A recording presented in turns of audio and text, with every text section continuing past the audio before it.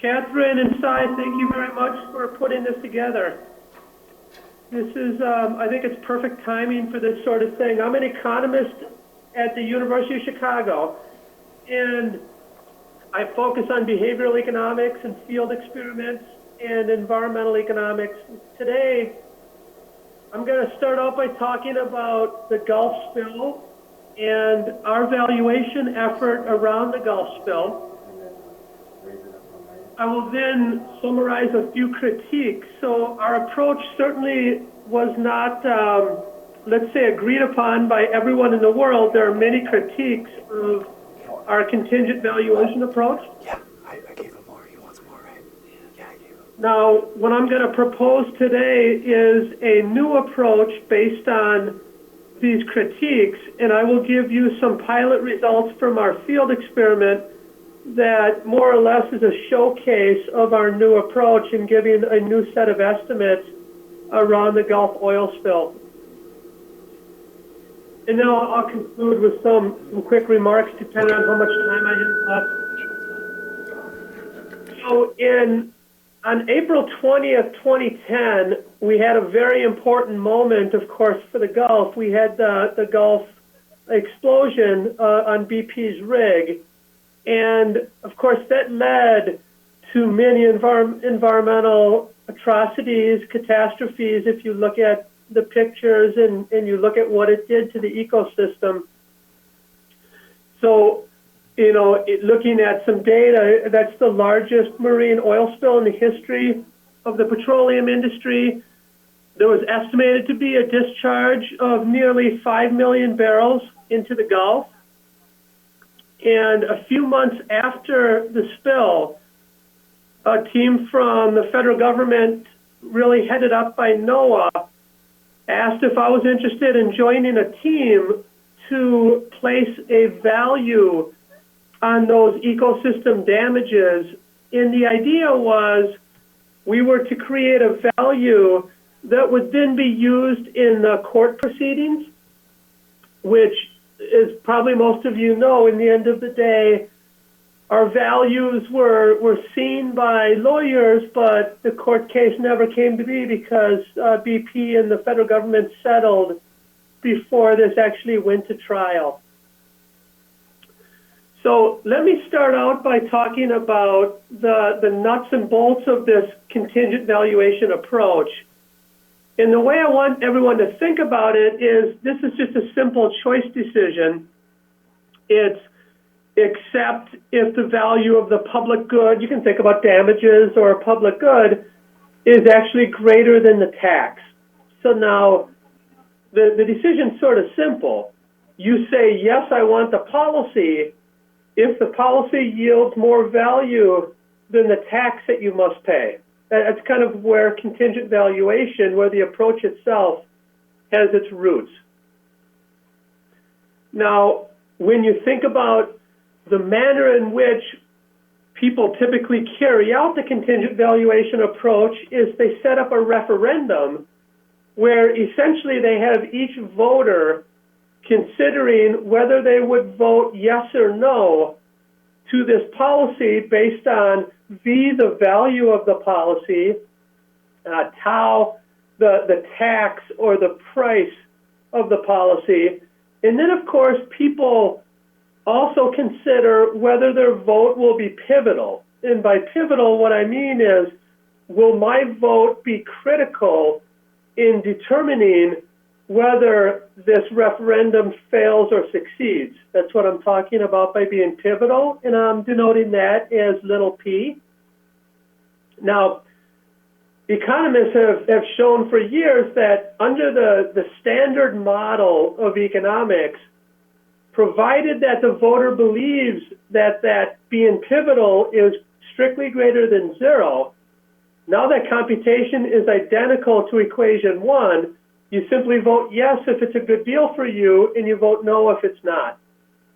Now, what you can already see for those people in the literature is that this is already setting up the case of what people refer to as hypothetical bias, which is basically when we do a CVM exercise, do respondents consider this a hypothetical exercise? And as you can see, if people think that P equals 0, now it's a hypothetical exercise. But added to that simple model is something called consequentiality. Now, when you do a CV survey, it's not only that the person thinks whether his or her vote is pivotal, but it's also whether the outcome of this vote will actually have any consequences. So the literature calls this consequentiality, and I'm labeling that as little c, whether or not the vote or the probability of the vote passing or not is actually consequential. So in a way, this c represents the probability of the referendum being real. Now, when you connect this to the literature, there's been work along the lines of, when people are confronted with this sort of choice environment, are they giving us true preferences? And under this consideration of the economic model, we need to consider whether P and C are strictly positive. So, for example, one way to think about C is to say if when C is 0.5, it's like flipping a coin. If it comes up heads, we'll actually count the votes and it will matter. If it comes up tails, we won't. That's a way to think about consequentiality. So now the predictions from that model is that if C and P are strictly positive, the agent should vote for true preferences. Now, it further predicts that if you liberally change C and P, take, for example, from 0.1 to 0.5, that should not affect the voting distribution. This has led to an empirical literature exploring that relationship. Now, this really comes under the guise of consequentiality and hypothetical bias, but then the way I frame the model here is it leads to an interesting comparison that if you changed P in a certain way, that should lead to an isomorphic change as when you change C in that same specific way. Now, I'm not saying I've done that here, I haven't, but that's something that a behavioral economist would say it's probably not true, that similar changes in P and C will likely lead to very different valuations by individuals.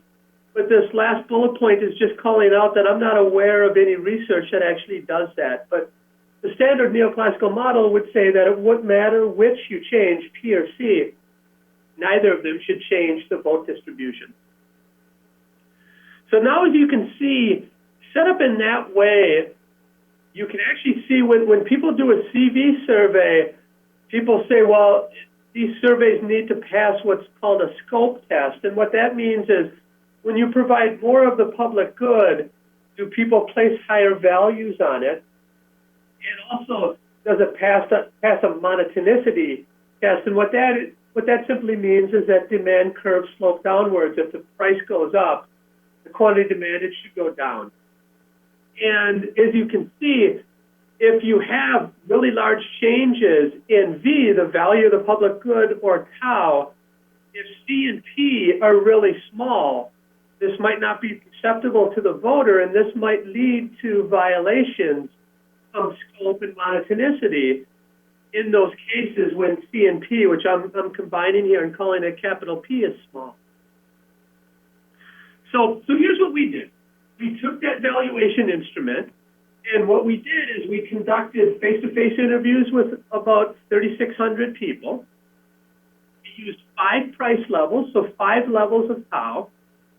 We used 2 levels of the public good damage, and that was the test for scope. And the experts told us that these damages could have ranges, so we just used different points in the range.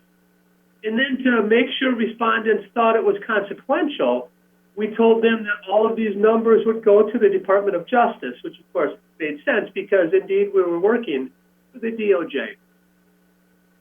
So when we did that exercise, what we find, and this is published in Science last April, if anyone wants to read this paper, it's a paper that's co-authored with about 25 other people in which we report that the damages are roughly $17 billion. This equaled about $153 per household. We find that demand curve does slope downward. Demand is monotonic. And we do also find scope and income effects in the way that economists would usually think that they should situate themselves if people are giving truthful responses.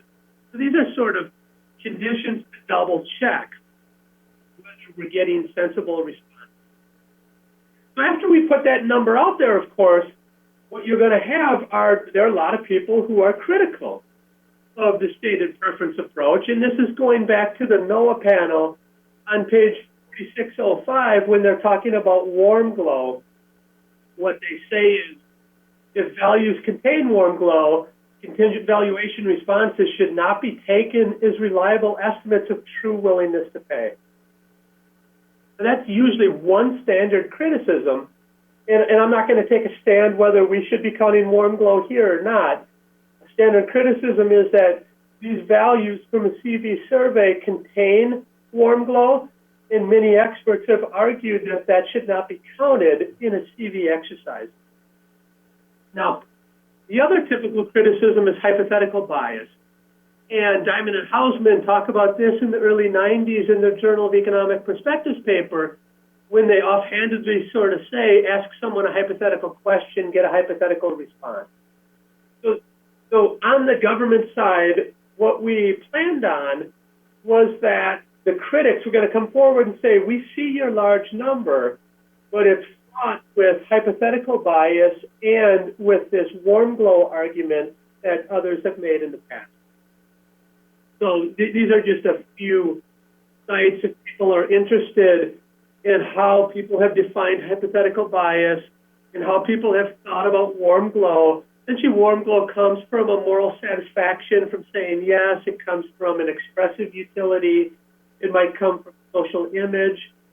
And this slide is just to show that people have argued that those types of features actually infiltrate CV rendering clean measurement fruitless.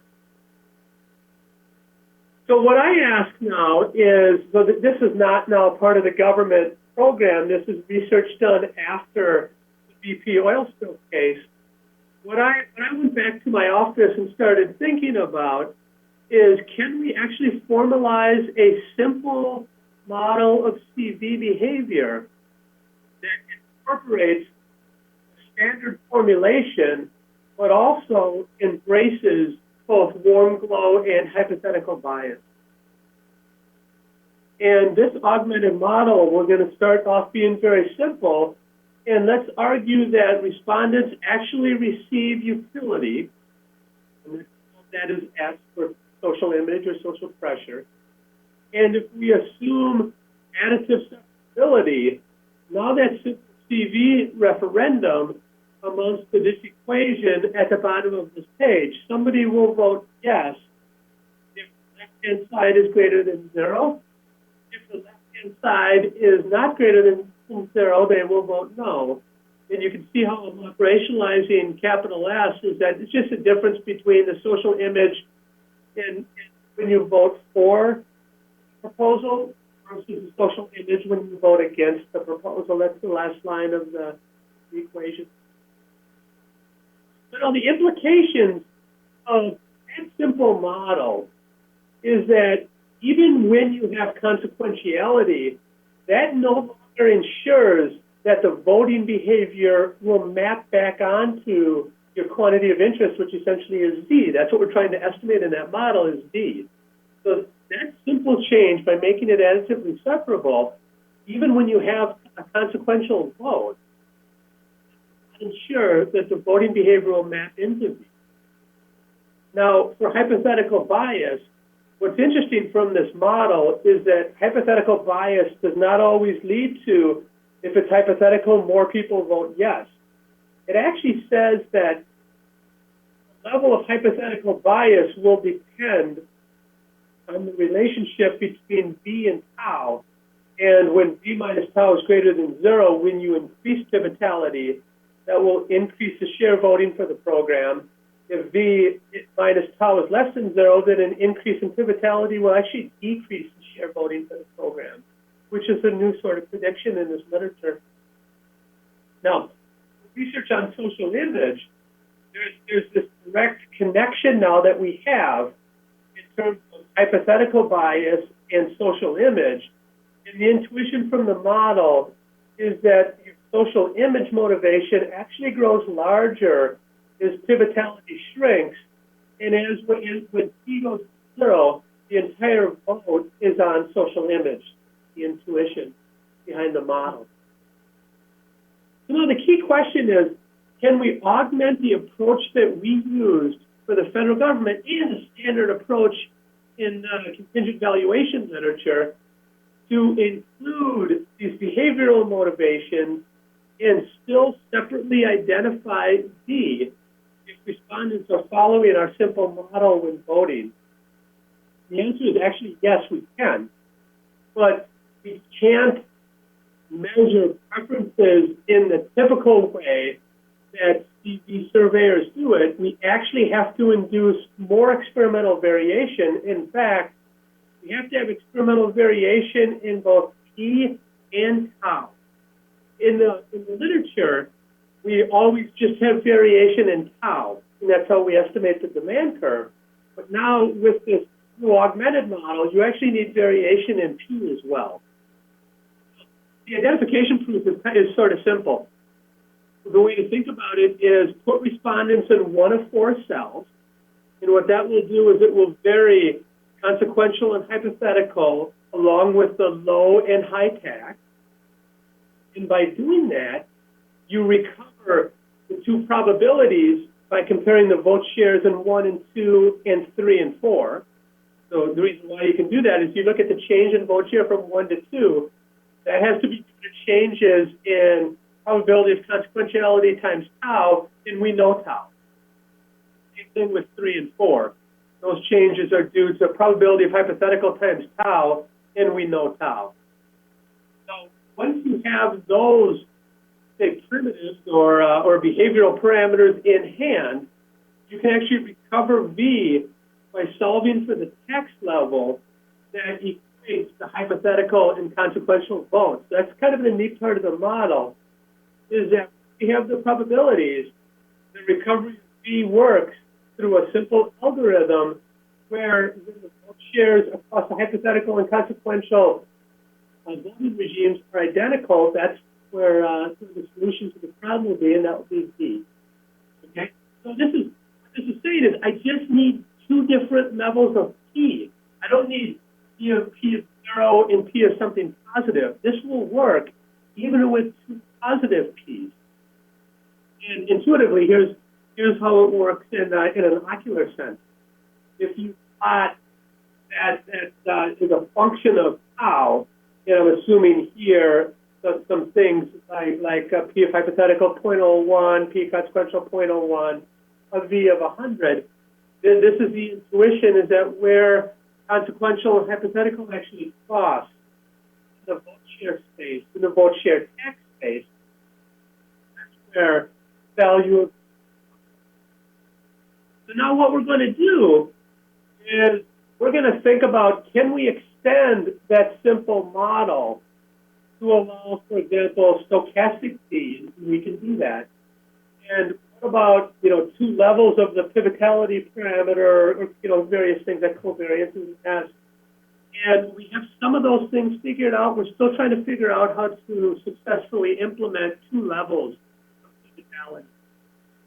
Now, it should be pointed out that this model will not be identified if pivotality varies with the tax, if S varies with pivotality, or S varies with the tax. So the way that we've written it down, now we can impose some structural assumptions on the model to allow identification under those kind of 3 cases, but in a very general sense, we can't identify without those 3 assumptions on the bottom there. Okay, so here's what we did. We took the instrument that we used for the federal government, and we followed, again, the consequentiality treatments of both A et al. And we did this simple pilot on MTURP to try to get a sense of whether we can actually estimate this model. So this is a pilot implementation version of a prevention program where we varied the tax from 15 to 135. And this is a consequentiality treatment where we tell them, please note that your results will be shared with Dr. Walter Cruikshank, which of course we did because none of this is deceptive. And at the end, it's important that you think before answering this question. This is the way we operationalized the probability of the P consequential treatment. The P hypothetical treatment was identical, except in the last paragraph we said, please note that this is a hypothetical vote, not a real one. No one will actually pay a tax at the end of the survey. This was our way to try to get variation in P. So now you can see, with these two simple strips, we have variation in P, and we have variation in tau, and with those, we can estimate the. So here's a quick summary. What we find now is we estimate the two probabilities in V and S by matching the empirical moments to the theoretical moments. And we're assuming here now that S is normally distributed, mean variance follows, and all other parameters are deterministic. So what we do, when we estimate our simple model with no social image term, what we find is something incredibly close. Actually, it's eerily close to what we reported in that science paper. We report a V of about $150 per household with a standard error of 17.8.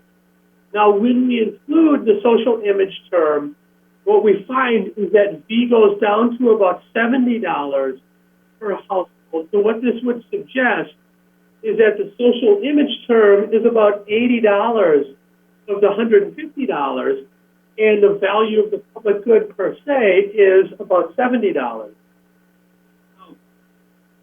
Again, I want to highlight that this is a tool to help split apart what critics say is warm glow or expressive voting. I'm not going to take a stand here about whether we should be counting that. I think in some cases you can say we probably shouldn't count it if the person is just voting yes to signal to the surveyor that they're a good person, because that might be a type of value that we might not want to count in a particular damage assessment. But other cases of warm glow, we might want to count, and that's a different discussion. What I want to point out here is that we can estimate a model by adding a new kind of variation that will allow us to estimate these two different components of value that the critics have been arguing we need to subtract out, and no one really knows how to estimate this. And this is what this approach at least gives a first step toward a very simple model and a very simple way to think about how to estimate these two things within a standard model. Now, the takeaways from this is that you can estimate the value of the public good, including these types of behavioral motivations. Now, in doing so, you need variation in pivotality in addition to variation in tax. And this, I think, actually presents an opportunity to move beyond the battles of different sources of CV responses towards actually measuring what are the underlying motivations when people vote for a program, and it begins to split apart what exactly is going in evaluation of the need. So I'm going to end there. Hopefully, Catherine, I'm right on time. I'm looking up at the clock, and I think I'm probably right around 20 minutes, maybe 23 minutes now. But I want to thank you for your attention, and thanks a lot for your flexibility. I'm glad to answer any questions, and I'll be arriving tonight if anyone wants to talk face-to-face. Thanks, John.